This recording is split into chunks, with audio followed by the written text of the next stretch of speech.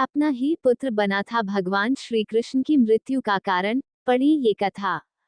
आज हम आपको बता रहे हैं भगवान श्री कृष्ण के मृत्यु से जुड़ी उस घटना के बारे में जिस कारण से उनके पूरे कुल का नाश हो गया।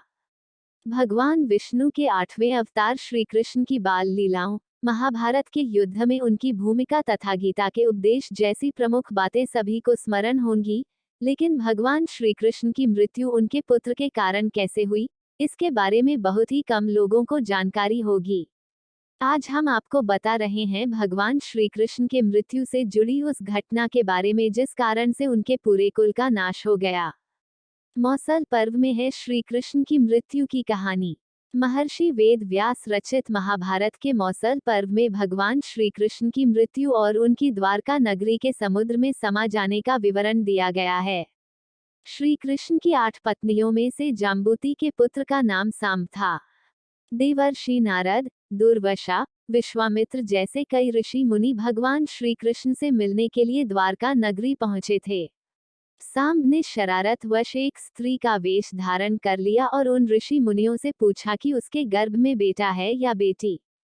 एक ऋषि उसकी शरारत को समझ गए और गुस्से में साम्ब को श्राप दिया कि वह एक लोहे की तीर को जन्म देगा, जिसके कारण उसके कुल का सर्वनाश हो जाएगा।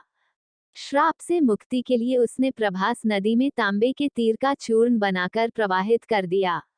उस चूर्ण को एक मछली ने निगल लिया। कुछ समय पश्चात द्वारका में नशीली चीजों का सेवन बढ़ गया।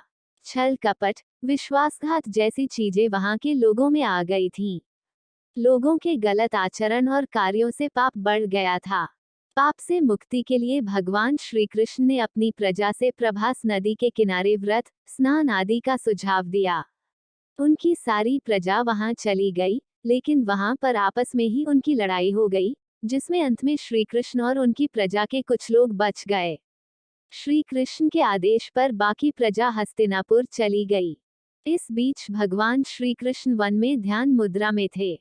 इसी बीच वहां एक बहेलिया आया। उसने श्री कृष्ण को हिरण समझकर तीर चला दिया, जो उनके पैरे के तालू में जा लगा। भगवान श्री कृष्ण ने अपना मानव शरीर त्याग दिया और वैकुंठ चले गए। जिस मछली ने तांबे के तीर का चूर्ण निगला था, उसके पेट में एक छोटा सा धातु बन गया था। उस मछली का शिकार बहेलिया ने किया और मछली के पेट से वह धातु मिला था, जिससे उसने तीर बनाया। उस तीर से ही श्री कृष्ण के इस अवतार का अंत हो जाता है। उधर द्वारका नगरी समुद्र में डूब गई।